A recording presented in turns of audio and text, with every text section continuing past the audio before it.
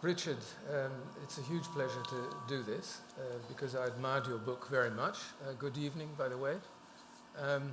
I'd like to start with a very obvious question, which is how did you first get involved in this story? Did you start covering the event immediately after the drama, and how did it evolve into a book? Yes, I first became involved in this story when I was sitting on my office in Higashi Ginza on the 10th floor, and there was that familiar but always unnerving feeling of the windows starting to rattle, the desk shaking, and the partitions wobbling. And that was 2:46 on the 11th of March 2011, or probably a minute or two later. Because, of course, even in Tokyo, it was one of the strongest earthquakes that I think anyone really has felt, anyone living. And then I, of course, was immediately plunged into covering it for the Times as a reporter. And I went up there the next day and spent about a week and a half or 2 weeks in the disaster zone, going from place to place and reporting on what the tsunami had done. And I think quite early on I recognized that this was an event of such a scale that it was one of these stories that is difficult to do justice in daily journalism, even when you have quite a long piece of a couple of thousand words, that there's such a lot to it. It obviously lent itself to treatment in a book, but for a long time I couldn't find the right way in. I didn't want to produce a kind of broad academic or sociological survey of the whole thing. I didn't have that ambition. I wanted to find the right story or stories which I could tell in close detail that would enable me sort of from the inside to tell the bigger story. And eventually, and after a few months, I found the story of Okawa School, this terrible tragedy where nearly all the children and the teachers died, and also the stories that emerged after a few months of ghosts. People reported hauntings and ghost stories, and there were exorcisms, and those gave me the way in that I needed. And Okawa School, I know you didn't want to do a sociological book, but in some ways, and perhaps this only came to you as you were working on it, but Okawa School was it could be seen as a kind of microcosm of Japanese society. Was this something that you were conscious of from the beginning, or is it something that gradually dawned on you as you were getting to know the people involved? And perhaps you could tell the story for those who haven't read the book yet. What happened? Yes. Okawa Elementary School is was in a little village by a river on the Kitakami River, which is a broad river that empties into the Pacific Ocean, close to where the epicenter was. And the impressive thing is that 18,500 people died in the tsunami. Only 75 of them were children at school. And 74 of them were in one school, in this single school. For some reason, unlike all the other schools, the teachers did not evacuate the children to higher ground. And after 51 minutes, the wave came in. They made a last-minute run for it. It was too late. All but 4 children and 1 teacher died. It was within the greater disaster, it was one of the single most acute tragedies. And that there was a mystery, of course, about it and why it happened. I mean, it's not representative in the sense that it was an aberration. It was the only place that happened. But what I realized afterwards was that in some ways natural disasters are hard to write about because they are natural. They come and they go, and they always will. They're acts of God, if you like. They don't have a lot of politics. But this incident at Okawa School did. It was a human tragedy. It resulted from human failure. And afterwards, it revealed a lot of dividedness and conflict within the community. It was a human failure, and perhaps you could say a bit more about what the failure was, or what was alleged to have been, but it was also perhaps, and what was Japanese about it, is how people dealt with the responsibility for the failure. And I think there's a parallel which was often drawn by anti-nuclear activists like Oe Kenzaburo, I think, for one, parallels with World War II, and the way that World War II, too, in the way it's remembered and written about very often in Japan, as though it were a kind of natural disaster, and where responsibility is so diffuse that kind of everybody was a victim. And do you see a clear parallel there? Yes, I mean, it was, in the school at least, the failure was bureaucratic. It had to do with the way the education board drew up, and the teachers at the school drew up the contingency plans for disaster. But the other thing, the thing that made it worse was that after this disaster, parents began to ask the obvious question, well, why was this the only school where this happened? And the answers were not forthcoming. The local government could, I think, quite early on have quelled a lot of the anger by simply showing a human face. And if there'd been someone who had the human empathy and the vision to step forward and simply say, we're so sorry, this is a disaster, and wept with the parents. But they didn't. They were defensive, they were bureaucratic, they used jargon, and this made the already unbearable feelings of the parents even worse. So that was where it came from, and people sometimes, certainly outside Japan, when you tell this story, respond by saying, "Oh, well, that is very Japanese, isn't it?" The Japanese, we all know, like to go by the book and go by the manual. When the manual doesn't tell them what to do, they don't know what to do, as if this explains the tragedy in the playground where the children died. But in fact, everywhere else was different. People, there are plenty of examples of schools and institutions where people took the initiative and avoided disaster. And also, and part of the subject of this book is the Japanese parents of the children who perished at this school, who stood up and behaved in what is very different from the stereotype of Japanese. They stood up and they expressed their anger, and in the public meetings they pointed the finger at the bureaucrats and they shouted at them and called them bastards and fought for answers. So I realized, there were, I mean, we all know it, of course, from our own experience, but Japan's a very diverse place, and it is, despite appearances, it contains a lot of conflict, and that was one of the things I wanted to bring out and dramatize. Yeah, in fact, I think as a stereotype, it's, well, like all stereotypes, there's a kernel of truth, but it's also in many ways wide off the mark, because if you look at Japanese history, even recent Japanese history in the 20th century, there are lots of protests and conflicts and demonstrations and so on. Why do you think this one didn't go anywhere? Because there was a moment when anti-nuclear protests really did seem to take off, even though most of the speakers in big demonstrations in Hibiya Park and so on were in their 80s, which was a rather sad reflection on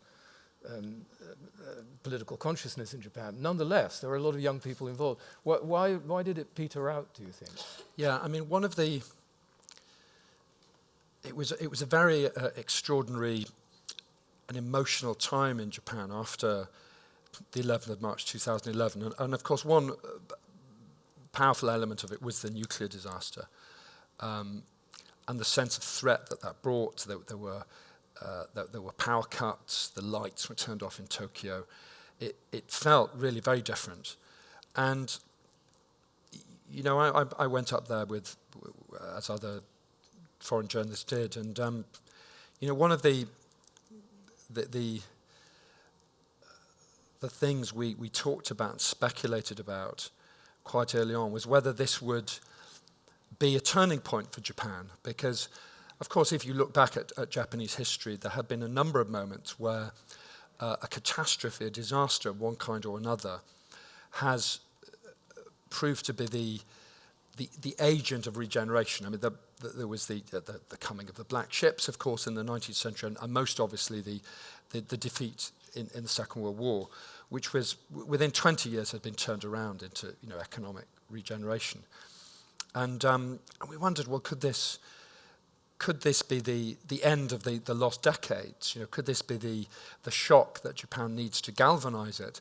And it wasn't only people like me. Naoto Kan, who was then the Prime Minister, wrote a piece, I think it was in the Washington Post, where he said exactly that. He said, Japan has, this is a terrible thing that's happened, but we've suffered tragedy before and we've bounced back stronger than before. Watch us and we'll do it again. And that promise has not been fulfilled. And it reached its high watermark, really, in the summer of 2012, when there were very large anti-nuclear demonstrations in, the biggest was in Yoyogi Park. I think that the Fukushima disaster, it's difficult to find equivalents, but if something like that had happened in Western Europe, I think you'd have had millions on the streets, and governments would have fallen.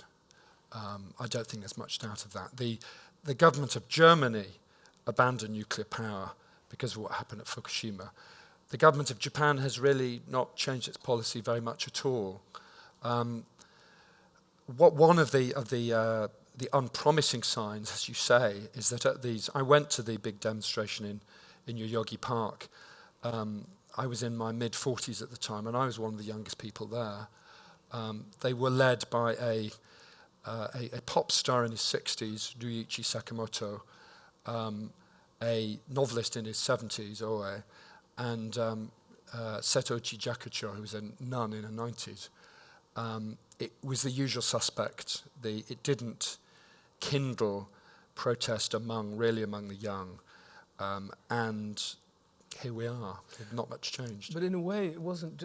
What people were hoping for was not just bouncing back and economic regeneration. It was also, certainly in the minds of old leftists like Oe, I think their analysis at the time was that this disaster, particularly the nuclear part of it, and the lack of preparation and the evasions that followed and so on, were very much a reflection of collusion between what was de facto a one-party state, even though at that moment, ironically, the opposition was in power, but the LDP and the nuclear industry were in cahoots, supported by a lot of people in the United States, of course.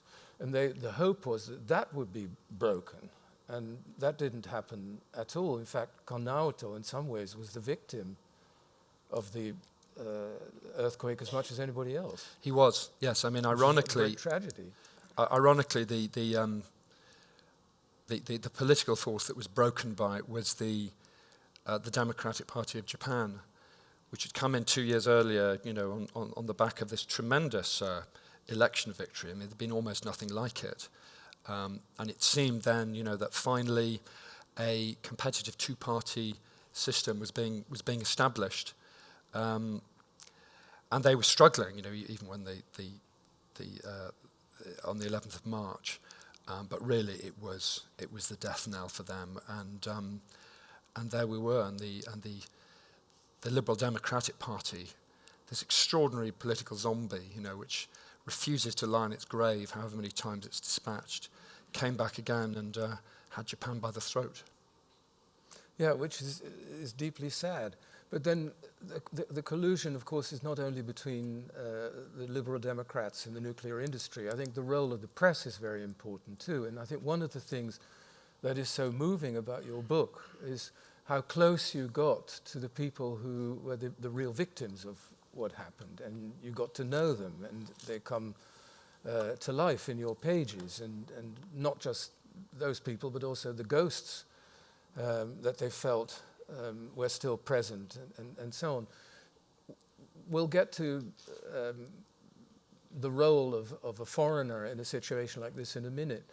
How important was in a way, the complicity of the mainstream press in Japan with the nuclear industry and the government, in that when they were told to back off, keep a distance, not get too close to the disaster, and so on, that must have added to the victory of the Conservatives in the end, no? Yeah, I mean, there are different views on the way the Japanese press dealt with the disaster. I mean, I think in many ways they did a good job. I mean, to a British journalist like myself, one of the most remarkable characteristics of the Japanese media, especially broadcasting, is how amazingly over-resourced they are. I mean, all the big newspapers have a helicopter, for example, and NHK has a fleet of them. But in the immediate aftermath of disaster, everyone will remember that the footage those helicopters shot of the wave actually coming in live was amazing. And the job of reporting the plight of the survivors, the stages of the emergency, I think really wasn't too badly done.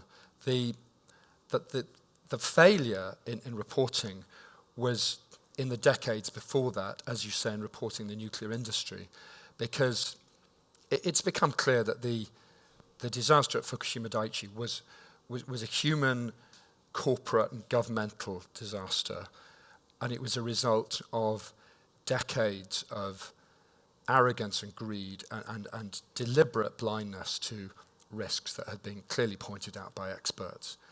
And at the core of it, the key kind of absurdity was, I think I'm not so sure in this country, but certainly in Britain, if you go to people in the nuclear industry, they will justify what they're doing and say we need it as part of our energy mix, and they will assure you that the risks are low, that most of the time, nuclear plants are safe.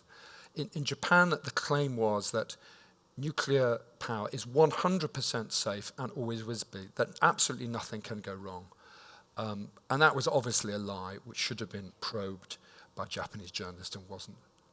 Well, those who did probe it inside the nuclear industry, I think, often lost their jobs or were threatened and so had to keep quiet.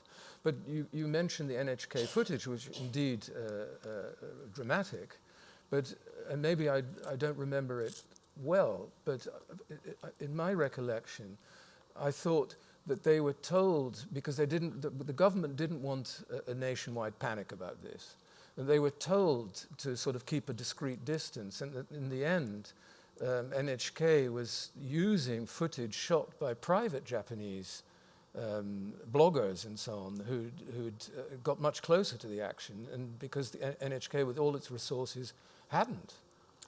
Yeah, I mean, that there was, I think it was a moment, quite an important moment for social media in Japan.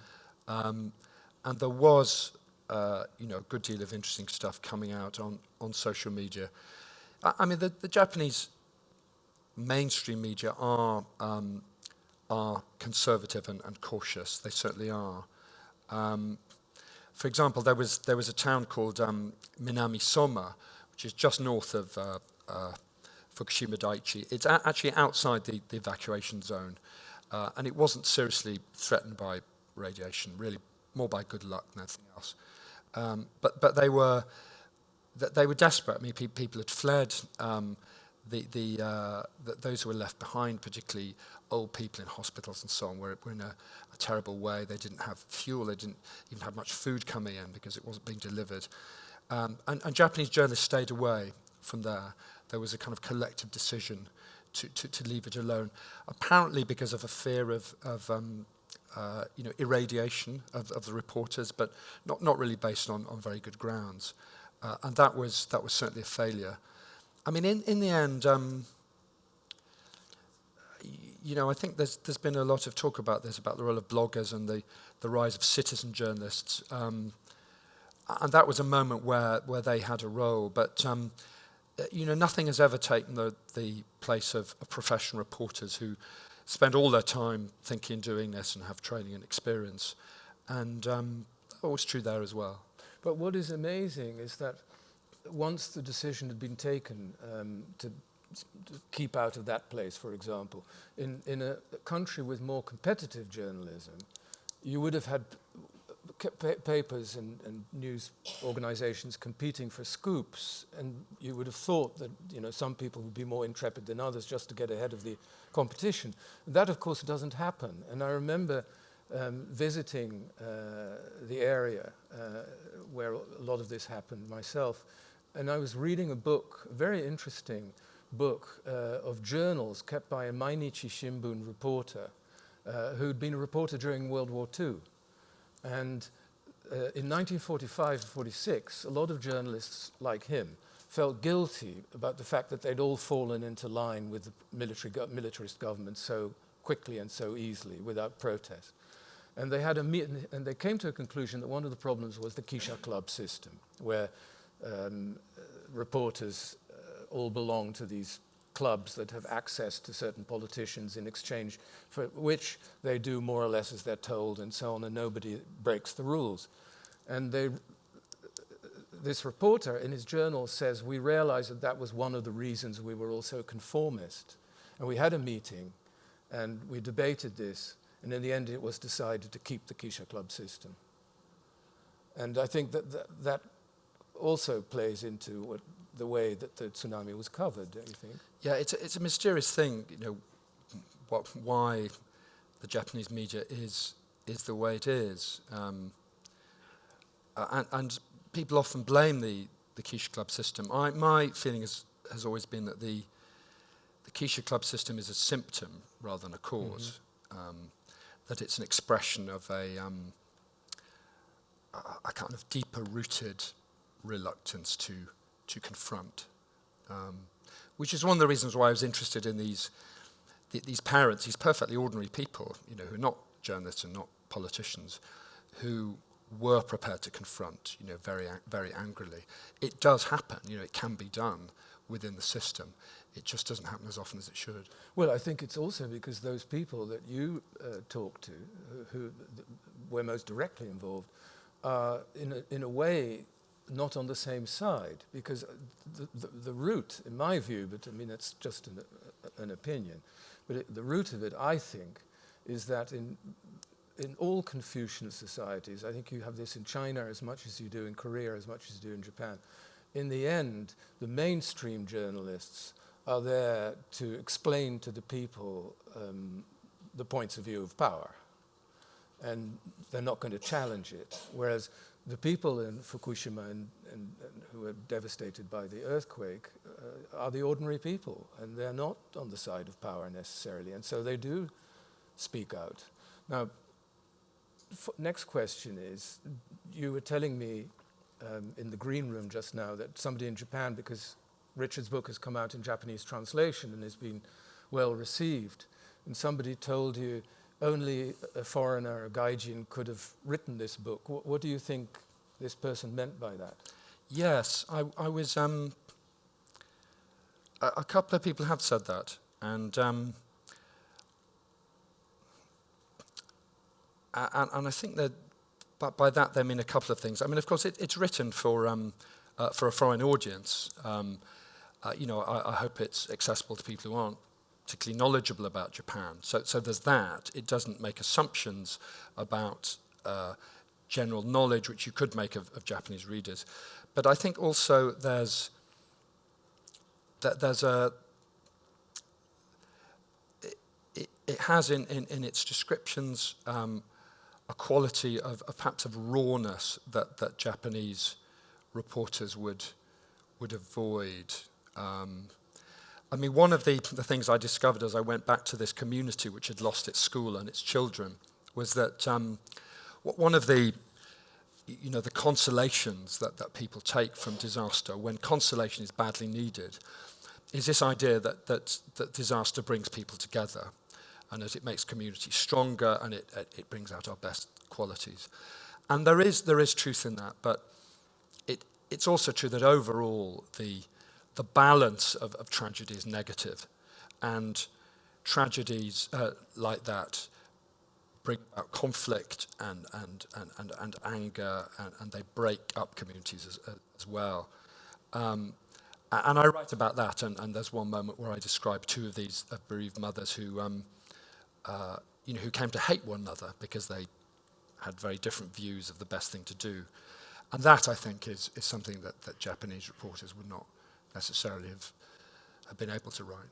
I wonder about that. I mean, you may very well be right. On the other hand, if you think of the writing that was done in the late 40s and early 50s in Japan about the war and about the experience of soldiers who'd been in horrific situations and so on, they didn't really flinch from sort of rawness, as you put it. And I wonder whether there may be another reason, and I'll put it to you, which is that people who've suffered a terrible disaster, like the people in your book, may feel towards other Japanese that that it's somehow inappropriate, shameful, embarrassing to burden others with their problems. It's sort of meiwaku or hazukashi or something of that sort, and that those feelings might be less towards a foreigner. In other words, they felt it was easier to open up to you than they would to a Japanese stranger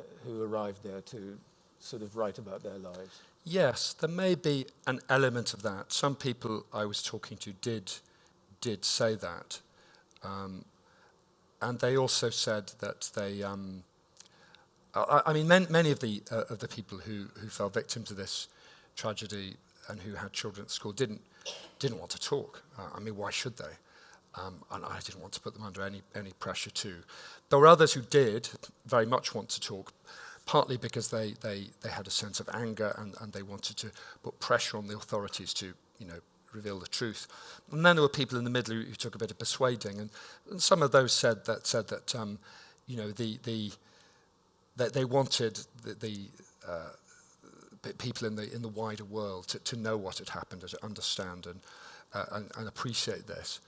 I'm not sure, though. I think in the reporting of it, a lot of it was not so much about me being a foreigner, but the fact I kept going back.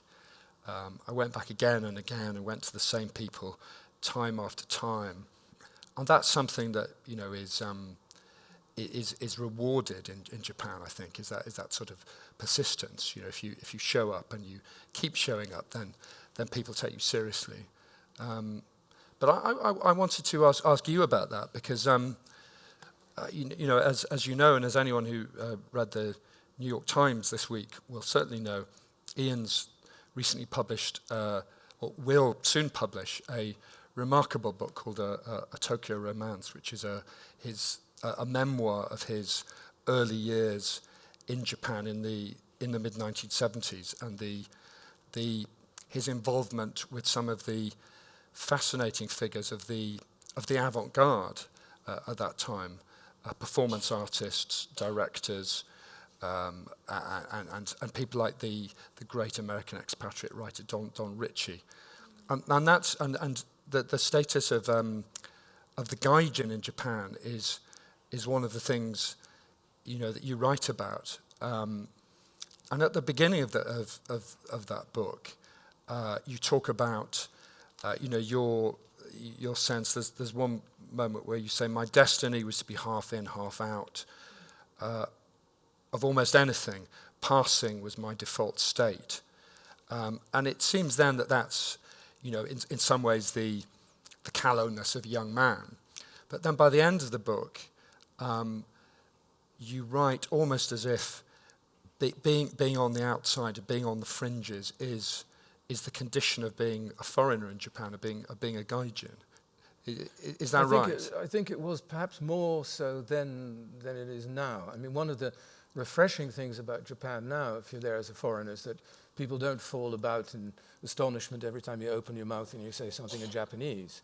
Whereas when I was living there in the 70s, you told a taxi driver where to go and you'd get a sort of moment of stunned sort of silence and so on. And that doesn't happen anymore, which is extremely pleasant. Yeah, no one stares in Tokyo at all. No, and children don't run after you in country towns and so on. No, that really has changed.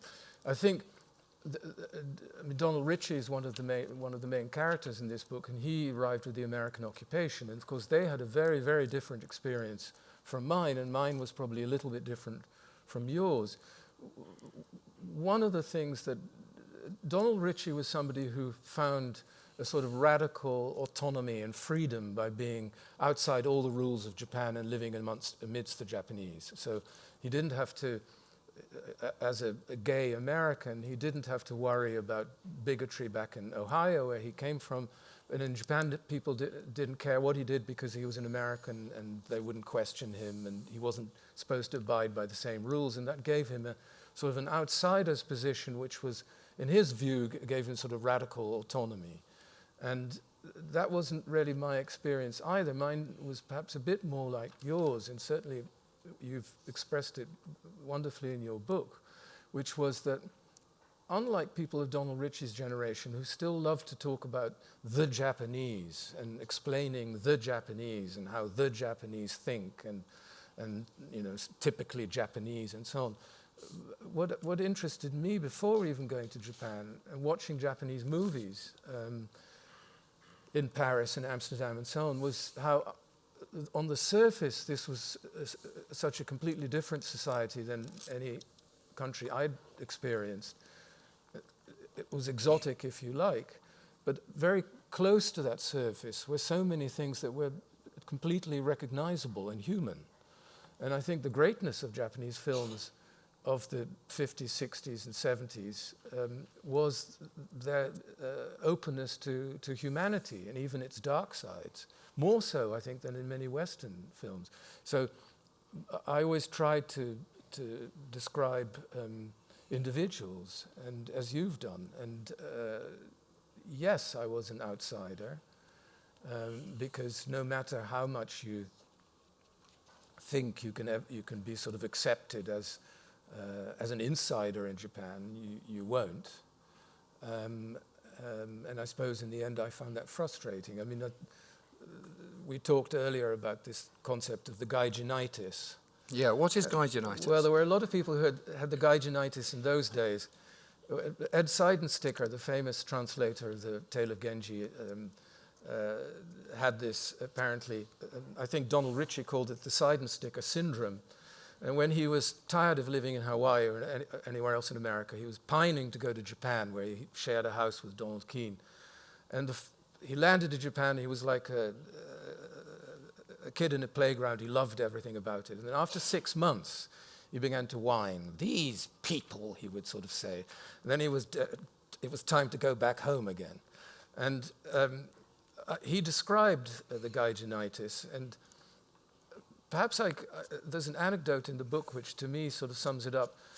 I knew an American who later became an Australian who spoke fluent Japanese. And he got very annoyed when people didn't treat him as a Japanese, because he was so fluent that he could do rokyoku, storytelling, as well as most other rokyoku stars. And one day he was asked to do rokyoku on Japanese television.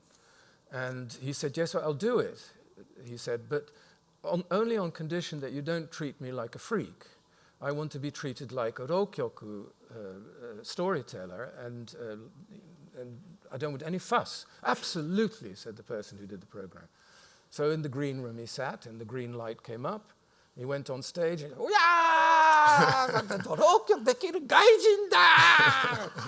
and he was absolutely horrified. And he told me this story. Well, we were sitting in a Chinese restaurant, and a waiter was hovering at our table to wait for our orders. And he ordered in Japanese, and the waiter looked a little bewildered and answered in English. And he said, "Why can't you speak Japanese?" And he turned out to be a Taiwanese who only just arrived. That's gaijinitis. Right, yeah. Yeah, I mean, I think that is... it's something we have in common, and these books have in common, is Japan is a country which is beset by stereotypes. And to be fair, Japanese propagate stereotypes about themselves. I mean, they it's encouraged. But it is, you know, when you get down and you look into these stories, the granularity and the diversity is remarkable, and there's it's never black and white, it's always grey. One of the things that interested me about the period you're writing about, the mid-1970s, is that, you know, my sort of sense of that was that by the mid-1970s, and I wasn't around then at all, but Japan had got boring. You know, you had this tumultuous period after the war, and then the 60s, and there were the demonstrations against AMPO, the student movement, the Narita airport demonstrations. But by the mid-1970s, I had assumed everyone had settled down and they'd all become good salarymen, and, you know, the energy had gone out. But these people you're writing about, the Butoh performers and the avant-garde theatre people, were expressing this almost sort of sinister, dark energy and violence as well. And you talk about, you know, seeing violence, you know, fights and punches thrown among them. What can you talk about that? Well, first of all, they weren't, of course, representative of mainstream Japanese society. Right. I mean, it's as though a Japanese of my age at the time had been in New York and sort of gone around with the Living Theatre and Charles Ludlam and Robert Mapplethorpe and so on. And you wouldn't have thought that was, you know, mainstream America. Yeah. So I did seek people out that I wanted to spend time with, and that on the whole was not nice salarymen. But it only came to me later, really, because at the time one took this for granted, but that all the people I knew in the arts then, and not just in the arts, I mean, my father-in-law at the time too, had gone through the war or the immediate aftermath of the war. So the Japanese I knew in the 70s were all people who'd seen and experienced real violence, horrific violence, or its consequences. They'd lost a father on the battlefield, or their father had actually taken part in the Philippines or China or anywhere else in the war. And so they'd really gone through the mill. And a lot of the culture of the 60s, and including movies and so on, in a way still reflected that.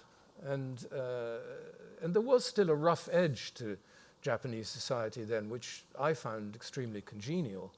But to most Japanese, I would have thought they'd much rather live prosperous, boring, and secure lives than to have to go through the experiences that my friends at the time had.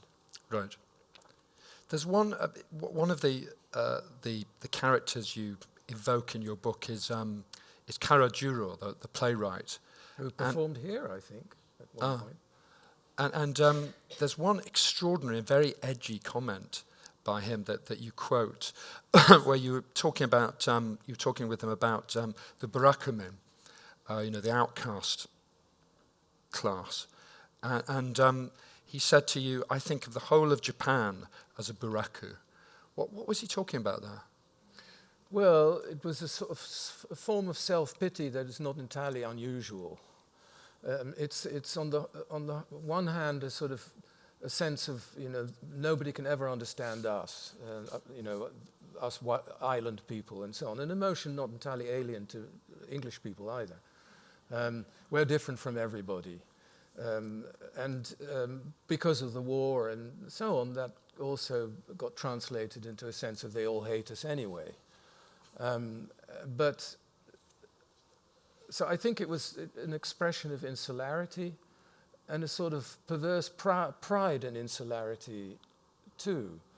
But I think there is some truth to the fact that just as most Europeans, especially these days, find most Brits pretty odd and don't particularly like them often, most Asians find the Japanese pretty odd, much more so than they find the Chinese or Southeast Asians strange. I mean, they are sort of the odd man out in some ways. I mean, they were the first to westernize.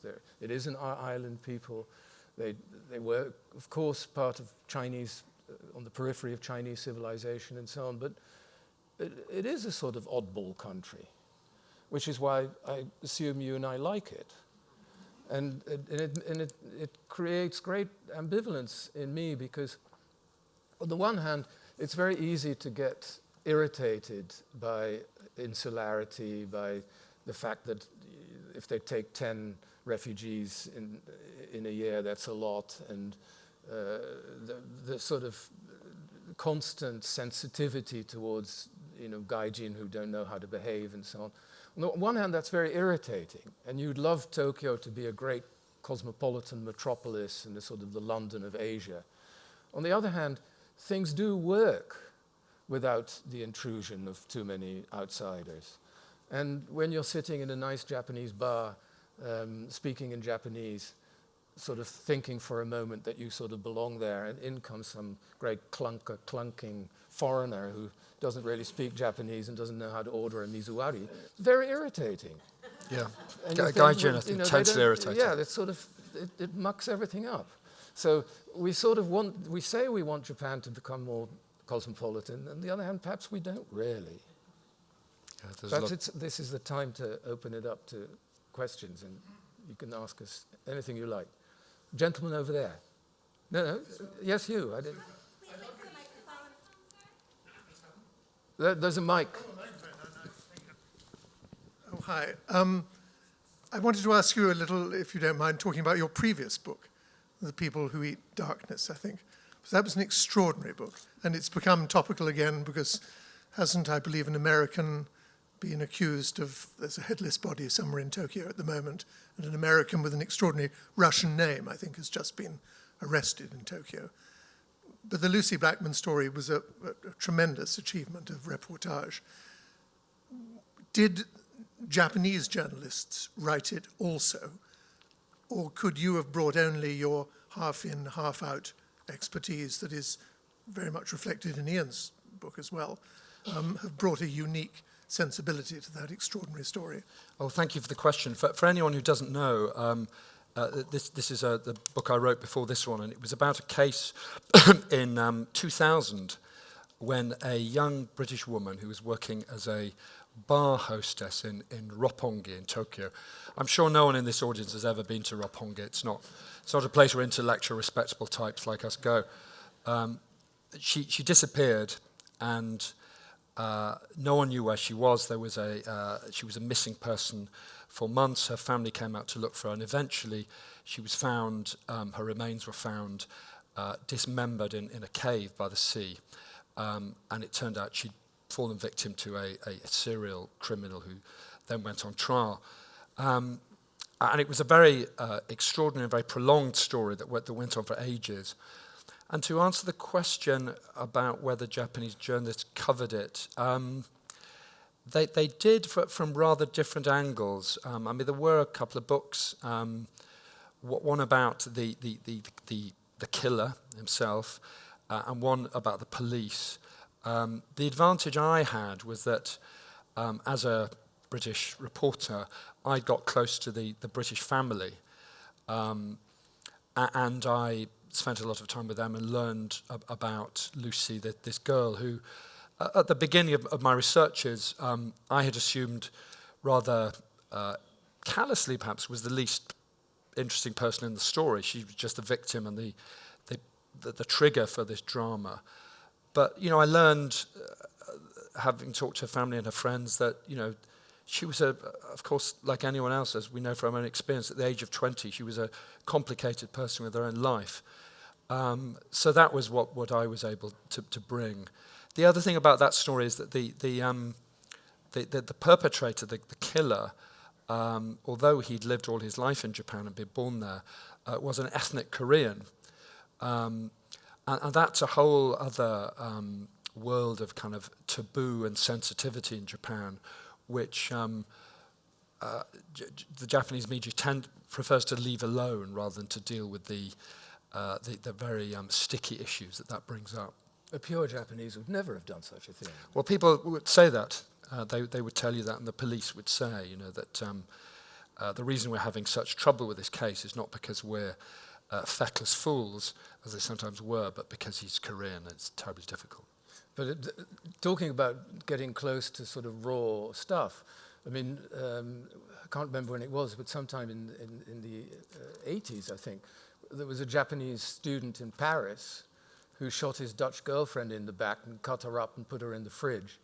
And as he was sort of dumping her body parts in the lake in the Bois de Boulogne, was caught by the French police, went to, you can't say this anymore, an insane asylum? No, something like that. Was then, the French didn't know what to do with him, sent him back to Japan, where he was instantly freed because they, the interest in him in the Japanese press and Japanese writers and so on was intense, and including Karajuro, who wrote a book about him and won the highest literary prize. So, anyway, I don't know what I'm trying to say with this. More questions? The lady over there. I'm haunted, as I know you are, by the deaths of those 74 children, particularly given that there was a hill right behind their school they could have evacuated to. Could you talk a little about the perfect storm of, I think he was the vice principal who was standing there looking at an instruction sheet, sort of clueless, the teachers who said, oh, line up and walk over that traffic island, and then the elders, the male elders who were mansplaining to the mothers, oh, we've never had a tsunami here, and just all of that came together into those tragic deaths. Yes, I mean, it was an extraordinary situation which it took quite a long time to kind of get to the bottom of and reproduce, because almost everyone who was there perished, so there really aren't many witnesses. But what happened was that the earthquake shook the school very powerfully. The teachers knew exactly what to do. They told the kids to get under their desks. When the shaking had stopped, they put on plastic helmets, which they all had, and they went out into the playground, waited in the playground, and the register was called, and they checked everyone's name off. And then they waited, and they waited, and they waited. And meanwhile, people were coming into the school because it was the designated evacuation area for the village, including local leaders. The headmaster was away that day by chance. The deputy headmaster was a very decent chap, but not particularly decisive person. And he couldn't decide what to do, and the village leaders were saying, well, it'll be fine, let's stay here, the hill, it's a bit steep. But meanwhile, there were warnings coming through on the radio saying, mega tsunami is coming. There were cars with loudspeakers on their roofs driving up and down saying, evacuate, evacuate. It wasn't just the school. Almost no one in the village evacuated. And I talked to people who did survive it, and asked them why that was. And the answer simply was that they didn't feel themselves to be living by the sea. The sea, the coast where the waves were lapping in was about 4 kilometers away. But there was a wide river mouth, extremely wide, 600 meters, which came in, and the school was on the river. And what happened when the tsunami came in was that this river estuary absorbed it and sort of concentrated it, so that the wave became more powerful as it surged up this river. And it surged over the banks, and it also came in from the sea, and the school and the children there had no chance. So it was, in a way, bad luck, but there was a lot of, head-shaking stupidity, really. Yes. More questions? Yeah. I think you do. As I said to Mr. Lloyd Parry before the talk, I teach early Japanese literature at a university in New York, and I have asked, we didn't have the book at that point, and I have asked every student to read his article on the ghosts of the tsunami, partly because of the means by which people dealt with ghosts, and how extraordinary that is and was and is. And I wonder if you talk a little bit about some of the people you originally wrote about and how they are doing and what has happened with that. I do know about the telephone booth that people use So I wonder if you'd comment more on that.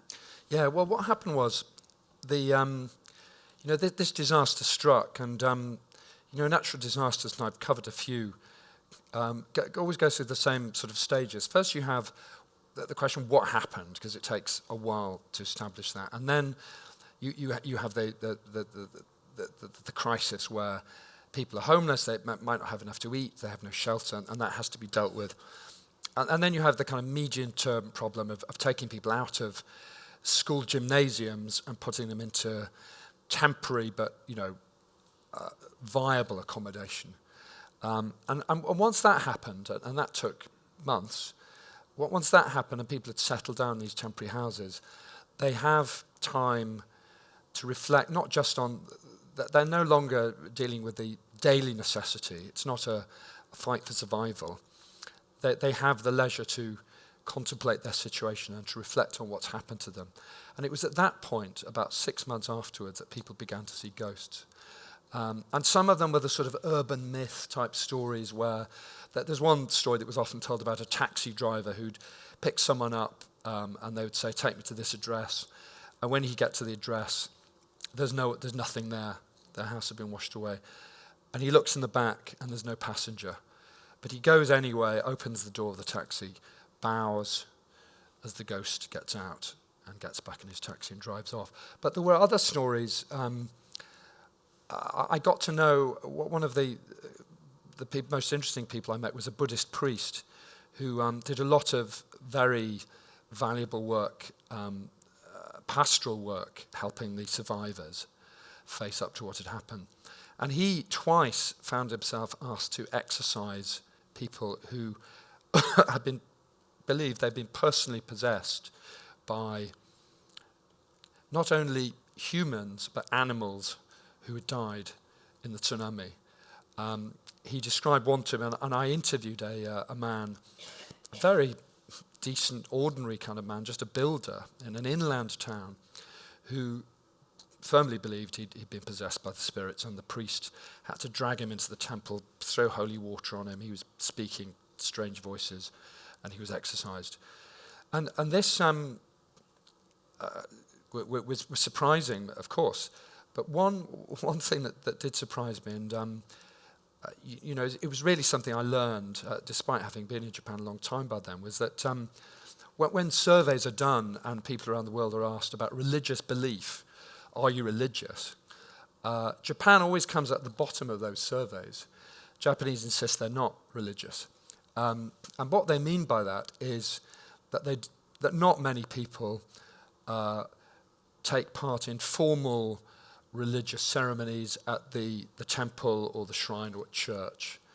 But you realise, certainly the people I spoke to have an instinctive belief in the survival of the spirits of the dead after death. And this is not just ghosts, but the spirits of their family, their ancestors, who they communicate with in a way through the butsudan, the household shrines, which are still found in many, I think about half of Japanese homes. So that was another element of the story, separate from the story of the school, but which seemed to cast a light. I mean, I don't personally believe in ghosts, but that doesn't matter. What mattered is that these experiences were very real to those who had them. And I think they express something of the massive psychological trauma that had been suffered by that whole region on top of the physical damage. I'd like to thank you for the incredibly non-judgmental way you described it. Thanks. I mean, it seemed to me it would have been uninteresting to judge it. My students have all been, they're all, it's American students, but they're all older adults. Some of them were born even slightly before the war, and they have been enormously moved by these stories.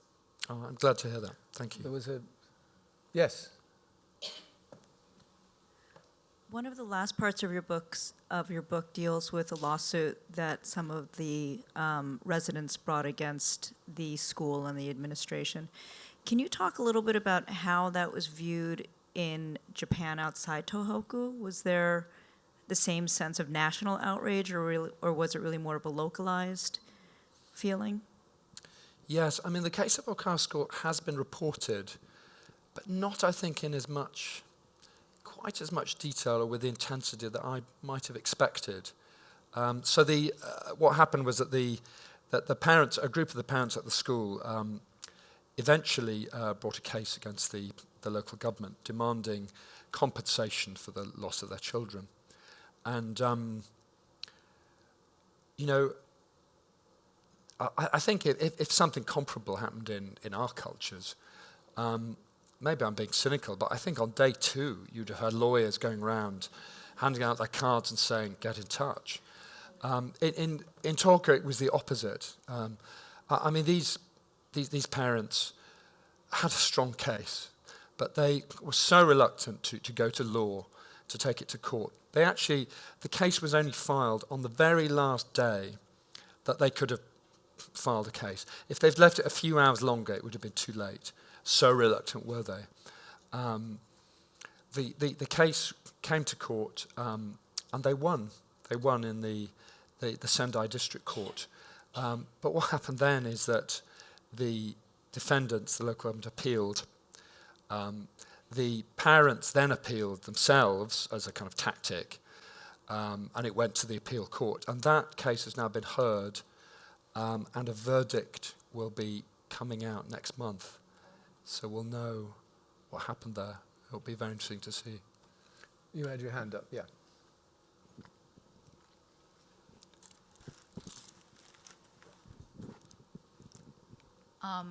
As two journalists who cover Japan and also look at America, I was just wondering, listening to what both of you are saying, I'm a former journalist, and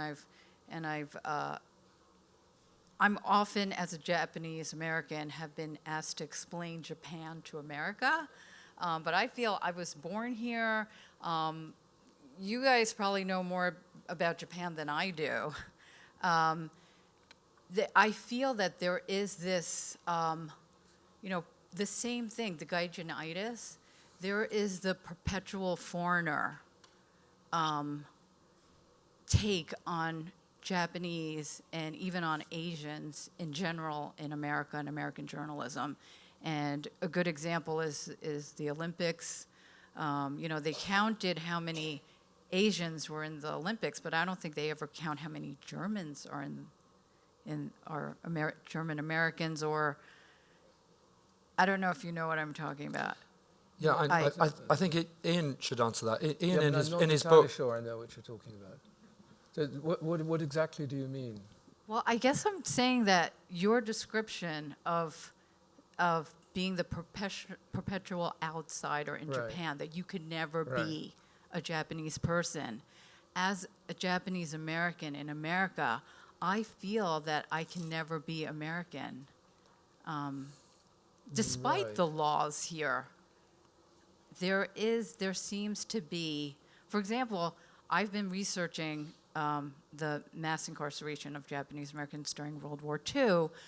There's a lot of information now to say that FDR was pretty much for doing that. And there's a lot of, in fact, the use of the word concentration camp appeared in his memo as early as 1936, way before Pearl Harbor. So, and yet that information or that story never seems to get out. And I realize that it's been out there for almost, since the 70s. Right. No, And yet we still don't know now in 2018. Yeah. And I've done a lot of research. The FDR Library has recognized a project that I've done, and yet many people have said, why don't you write a book? And one of the reasons why I said no is because there are so many really amazingly researched books about this period and what happened to these people, and yet it hardly ever gets reviewed. It's not in bookstores. I went through so many bookstores in California on the 75th anniversary of Executive Order 9066, looking for books about Japanese internment. No one knew what I was talking about. And this was in California, in LA. And recently, my husband has been asked to write a book about it. And he said that he has to write about it because he knows that nobody in America would buy a book that was written by somebody with my name. Yeah, no, I think I know what you mean. I think it's a complicated question and a simple one. The simple side is that, of course, there is racism everywhere, certainly in this country. And on that level, I think the attitude to people who are non-white in American society, and again, there you have to make distinctions too, because I think the attitude to African Americans is not quite the same as the attitude towards, say, Asian Americans. But that there is a great deal of prejudice is clear. But I don't think it's an entirely parallel situation to being a gaijin in Japan, because a gaijin actually is an ethnic category. It means white. Nobody calls a Filipino in Japan a gaijin, or a Chinese or a Korean. And it literally means that you're perhaps, even if you are discriminated, you're not necessarily discriminated in a negative sense. You can be discriminated in the sense that you get more leeway or are sort of weirdly respected. Again, I think and I hope this is less true than it was in the 1970s, but your situation is not, you're literally not a member of the family, and you may even be superior, and people may resent that, and there are colonial feelings and so on and so forth, but it's not quite the same situation as being an Asian American. It may be more parallel to being a Korean in Japan, which means that you are not the total outsider, but you may be treated as a second, as somebody who's on a slightly lower plane. Now, as to the, we don't have to go into this very much more, but as to the internment, people often say, well, why not German Americans? I think one reason, I mean, racism may well have had something to do with it.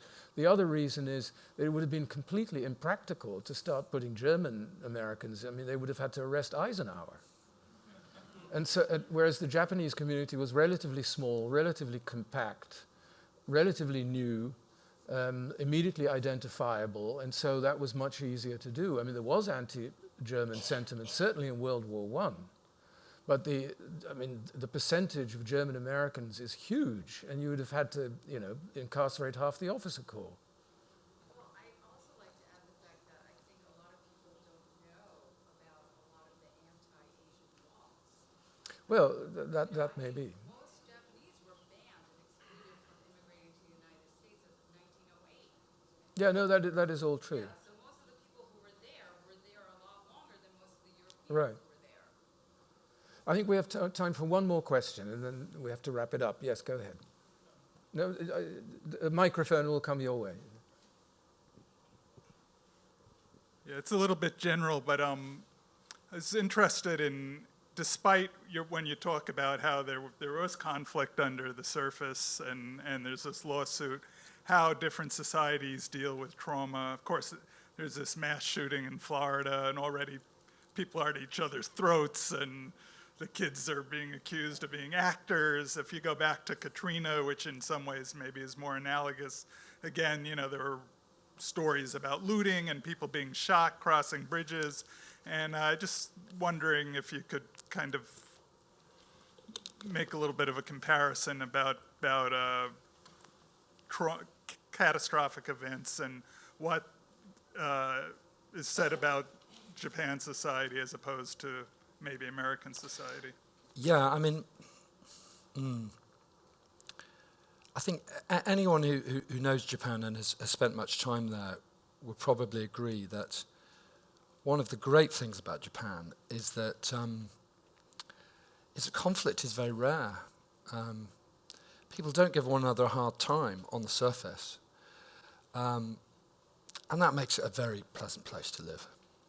People are basically, even if they don't like one another, they're decent to one another. Now that's hypocrisy I can live with. However, the converse of that, and this is to generalize, very much, but there's some truth in it. The converse is that when you don't have any conflict, when disagreement is seen as bad manners, it's actually very corrosive to democracy, because you don't have debate, really, vigorous debate. I mean, in the Japanese Diet a few years ago, they rather it's a Westminster system, right? And they rather hopefully try to institute Prime Minister's question time. I don't know if you've ever seen that in the British Parliament. I mean, it's like the monkeys at the zoo. You know, they're really going at one another, and it can be undignified and ridiculous, but it's also very dynamic. You should see these Japanese politicians trying to mimic that. It's pathetic. They just can't stop being polite to one another. It's a very big subject, but I think that's one of the reasons why Japan has not generated a two-party political system, and that's been a tragedy for Japan. I think on that note, I think we have to wrap it up, don't we? Yep. Okay, well, thank you very, very much for coming. Thank you, Richard. Thanks, Ian.